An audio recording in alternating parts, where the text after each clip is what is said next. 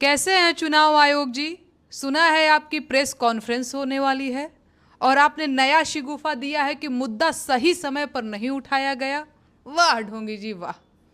Vote चोरी पकड़ना आयोग का काम है या आम जनता और विपक्ष का? शर्म आती है या एकदम से भाजपाई हो चुके हो? एक लोकतंत्र में चुनाव से भी ज़्यादा जरूरी अगर कुछ है तो वो है ईमानदारी से चुनाव होना।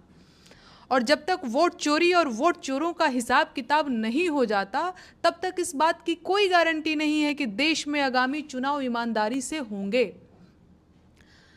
तो मुद्दा सही समय पर उठाने की बकवास छोड़कर वोट चोरी का हिसाब देना शुरू कर दीजिए और पुरानी हिंदी फिल्मों की तरह सरकारी गवाह बनकर अपनी जान बचाइए, वरना पूरा देश जान चुका है कि सरकार भ्रष्ट, बेईमान और वोट चोर है। सबूतों की भरमार है।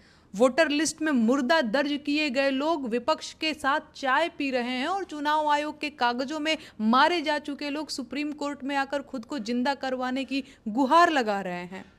और मैं आपको बता दूं कि जिन लोगों के भरोसे ये चुनावी धोखाधड़ी का खेल पूरे देश के साथ खेला जा रहा था, वो लोग तो खुद वानप्रस्थ आश्रम में एंट्री लेने वाले हैं। ऐसे में मेरी सलाह मानिए और आम जनता के सामने सरकारी गवाह बन जाइए।